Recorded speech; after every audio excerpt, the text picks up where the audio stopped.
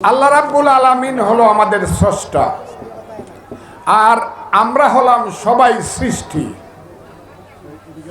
এর মধ্যে আমাদের প্রিয় নবী খাতেমুন নবী হযরত মুহাম্মদ সাল্লাল্লাহু আলাইহি সাল্লাম সর্বশেষ এবং সর্বশ্রেষ্ঠ নবী। আল্লাহ বলেছে, আমি আমার নূরে আমার হাবিবকে তৈরি করেছি, যার কারণে আমরা বলি উনি নূরের নবী। কুরআন শরীফের সূরা আযাবের আয়াত 26-এ আল্লাহ ইরশাদ করেন, ইন্নাল্লাহা ওয়া মালাইকাতিহু ইউসাল্লিনা আলান নবিয়্যি ইয়া আইয়ুহাল্লাযীনা আমানু সাল্লু আলাইহি ওয়া সাল্লিমু তাসলিমা। ঠিক আছে, আমি তো পড়তে পারি না। নিশ্চয় আল্লাহ ও তার ফেরেশতাগণ নবীর উপর দরুদ প্রেরণ করেন এবং ঈমানদারগণ তোমরাও তার উপর শ্রদ্ধা ও সম্মান সহকারে দরুদ ও সম্মান পেশ করো। আল্লাহ বলছেন, যখন পৃথিবীতে কিছুই থাকবে না, কিয়ামত হয়ে যাবে, তখনও কিন্তু রাসূলের উপরে দরুদ পড়বে। আমি আপনাদেরকে বলতে চাই, একজন ব্রিটিশ বিশ্ববিখ্যাত ধর্মবিজ্ঞানী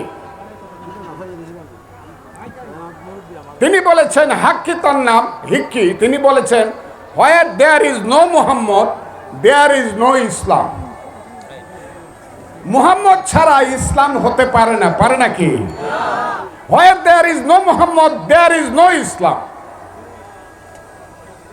আমি আপনাকে বলি, আল্লাহ যখন মনে করলেন আমার দিনের নবীকে দুনিয়াতে পাঠাবেন, মা আমেনার ঘরে প্রথম যখন রজবের মাসে এইবার মহান 12ই রবিউল আউয়ালে রেহেম শরীফে ওনাকে প্রথম পাঠালেন, 9 মাস পর্যন্ত মা আমেনার কাছে সালাম জানানোর জন্য আগের যত নবী আছে, সেই হযরত আদম থেকে ধরে হযরত মুসা পর্যন্ত 9 মাসে 9 জন নবী এসেছেন। এসে মা আমেনাকে সালাম জানিয়ে বলেছেন, হে মা, তোমার রেহেম শরীফে তুমি যাকে ধারণ করেছো তিনিই হলেন এই জগতের সর্বশ্রেষ্ঠ এবং আখিরাতের নবী। হযরত আদম বললেন, 300 বছর পরে আমি আর আমার বিবি হাওয়া যখন আরাফাতের ময়দানে আমরা একত্র হলাম, আমরা অনেক কান্নাকাটি করেছিলাম আমাদেরকে মাফ করার জন্য।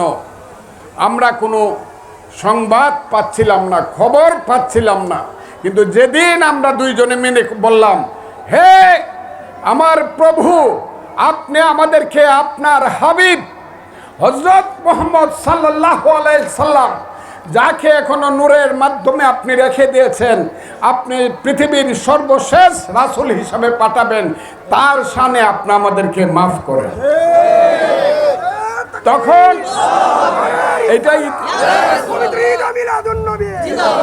এটা বুঝতে হবে, এই আরাফাতের ময়দান কেন শ্রেষ্ঠ, কেন ওখানে না গেলে হজ হয় না?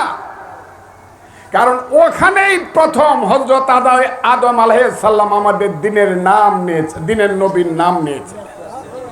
বুঝতে হবে, আজকে যারা নবীকে বলেন আমাদের বড় ভাই, নাউজুবিল্লাহ, তারা কোনোদিন, আমি জানি না নবীর শাফায়াত পাবে কিনা।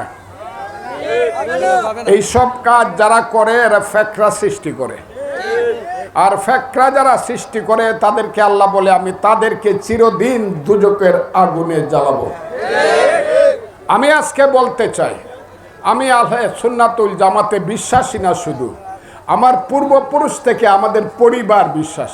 আমি বারবার কথাটা বলি, আমার দাদা ফুরফুরা শরীফের মুরিদ ছিলেন, আমার বাবা সোনাকান্দার মুরিদ ছিলেন, পরে মহিষাকান্দির পীর সাহেবের সঙ্গে উনি ছিলেন।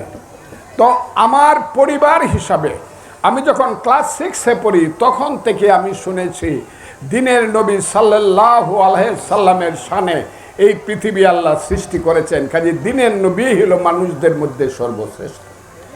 এবং আমি বড় হয়ে দেখেছি, এই যে আমার নাম ফজলুর রহমান, এই যে ওর নাম সাইদ, আরেকজনের নাম নুরুল ইসলাম, এইটা যে হয়েছে কেন বন্ধুরা? আমি মুসলমান কেমনে হলাম ভারতবর্ষে? ভারতবর্ষে তো সব হিন্দু এবং বৌদ্ধ ছিল। আপনারা কি জানেন যারা এখন মাজার ভেঙে দেন, ভারতবর্ষে প্রথম যিনি আসলেন তার নাম হলো খাজা বাবা মাইনুদ্দিন চিশতি রহমতুল্লাহ আলাইহি, নাকি? তিনি এসে পৃথিরাজের বিরুদ্ধে যুদ্ধ করে ইসলামের রাজত্ব প্রথম আজমিরে তৈরি করলেন। তারপরে আস্তে আস্তে তার শিষ্য বখতিয়ার খাকি, তার শিষ্য হযরত নিজামুদ্দিন আউলিয়া, তারই পথ ধরে আসলো বাংলায় শাহ সুলতান, যিনি নেত্রকোনার মদনপুরে ঘুমিয়ে আছেন। তাদের পথ ধরে আসলো সিলেটের ৩৬০ জন আউলিয়া। সেই ৬০ জন আউলিয়ার প্রধান ছিলেন হযরত শাহজালাল, মুজাদ্দিদি ইয়ারমিনী রহমতুল্লাহ আলাইহি।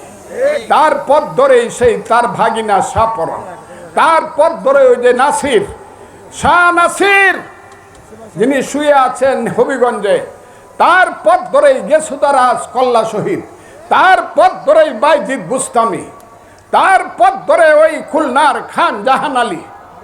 এইভাবে সারা বাংলায় ওলি আউলিয়া গাউস কুতুব দরবেশেরা, এই যে কুতুব মসজিদ বলে, কুতুব কি? কুতুব হলো পৃথিবীর মালিক, এক এক জায়গায় এক একজন মালিক, তাদের নাম হলো কুতুব। এরা হলো আধ্যাত্মিক মালিক। এদেরকে আল্লাহ কুতুব করেছেন, যে কুতুবের শ্রেষ্ঠ কুতুবের নাম হলো হযরত মুহাম্মদ সাল্লাল্লাহু আলাইহি ওয়াসাল্লাম। আমি তাই আপনাদের কাছে এসেছি। আমি বিশ্বাস করি ওলি আল্লাহ গাউস কুতুব ছাড়া এদেশে মুসলমান হতো না।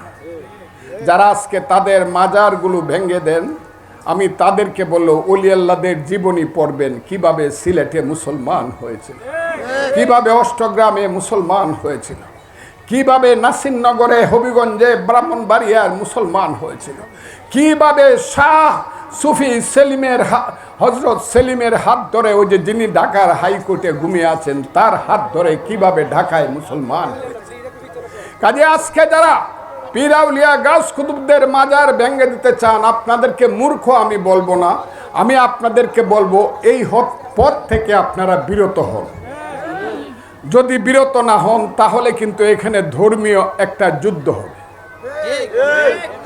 কারণ আমরা পীর আউলিয়া গাউস কুতুবের মাজার ভাঙতে দিব না, তাদেরকে দেশ থেকে বিতাড়িত করে ওয়াহাবিদের রাজত্ব কায়েম করতে আমরা দিব না।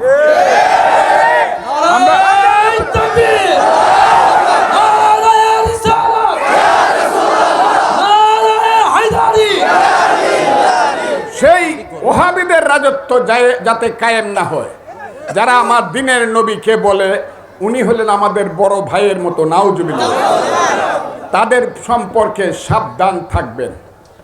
তাদের ইসলামের নাম হলো সূরা নুরুল ইসলামের মতো, তারা কোনো ইসলাম না। যারা নবীকে ছোট করে তারা কি ইসলাম? আমি তাই বলছি, আপনারা আছেন, আমি আছি, ইটনা অষ্টগ্রাম মিটামনে থাকবই আপনাদের সাথে, আমি থাকবই। এবং সারা বাংলাদেশে আমি খুব ক্লিয়ারলি বলে দিচ্ছি, যতদিন দেহে থাকবে প্রাণ, আহলে সুন্নাতুল জামাত এবং সুফিবাদ এবং আমাদের সেই পূর্বের ওলি আল্লাহ গাউস কুতুবদের সেই ঐতিহ্য রক্ষা করার জন্য, ইতিহাস রক্ষা করার জন্য, তাদের মাজার যাতে জালিমেরা ভেঙে দিতে না পারে, তার জন্য আপনাদের সাথে জীবন দেওয়ার জন্য আমি থাকব।